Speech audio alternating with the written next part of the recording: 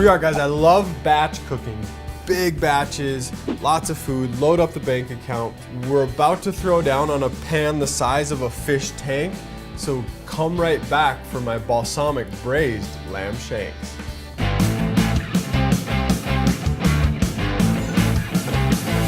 Woo!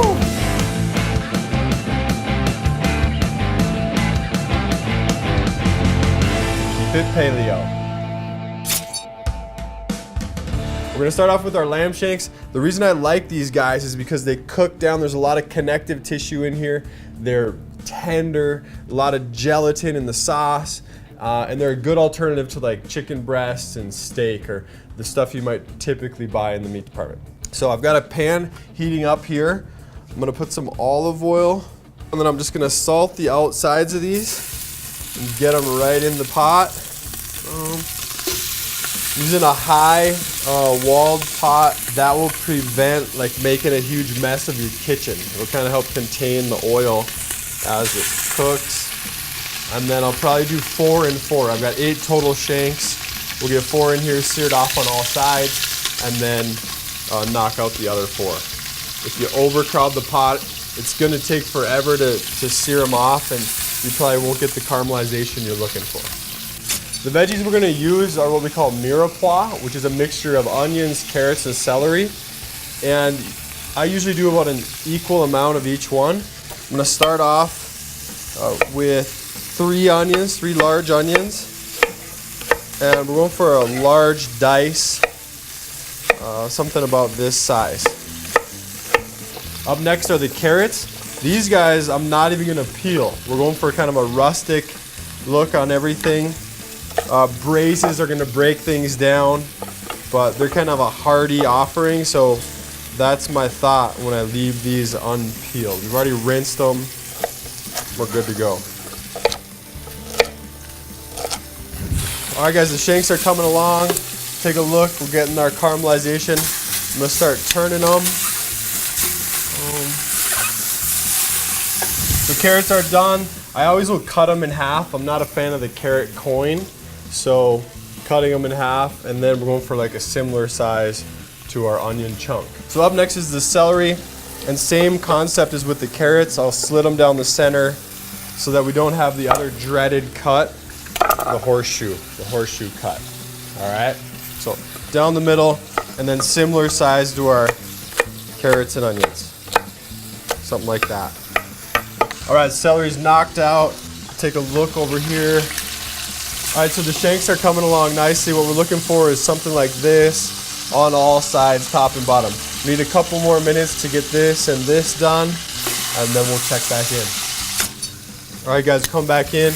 We're just finishing up on all of our shanks. See here, beautiful right there. Boom, so good amount of meat.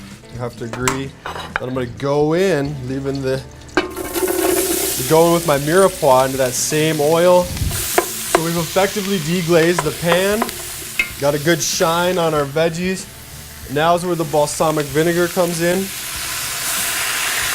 2 cups of that. 4 cups diced tomatoes. And then 4 cups of tomato puree. Stir all that in. Now the balsamic's gonna give us some good flavor, little sweetness, but the best thing it lends is the rich color. All right, check this out. Kind of see, look at that, nice color. Okay, the next step, take this and over the shanks. And there you can see that rich color from the vinegar showing up. With braises, what I'll typically do, just gonna throw in 1 orange just for good measure. You'll see orange juice and zest in like an osso buco. You see it when they make carnitas. So we're gonna do the same thing here. Not overpowering, but just a little bit. And then I forgot to pull my chicken stock. It's still frozen, so I'm just gonna use water to bring the level up.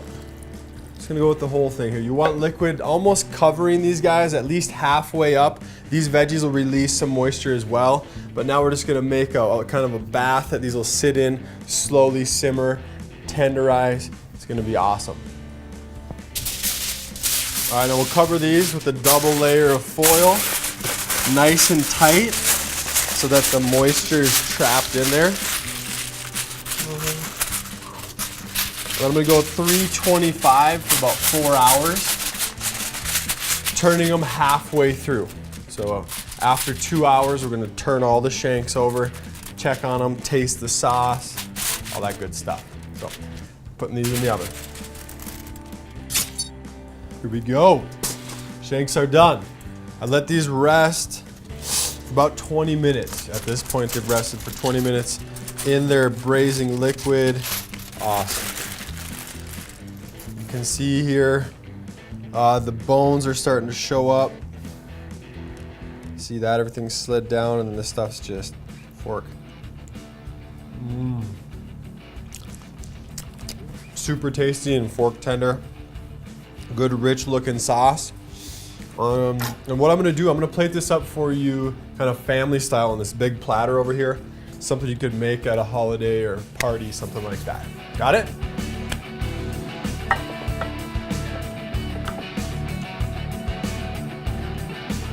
All right, so that may have been the biggest plating job I've ever done.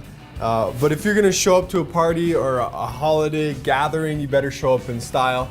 And this is one way to do that. We're gonna finish it off with some parsley. I'm just gonna do the whole leaves. Hold here. Give it a little fresh color, a little pop. So there it is, guys. Another way to make lamb shanks.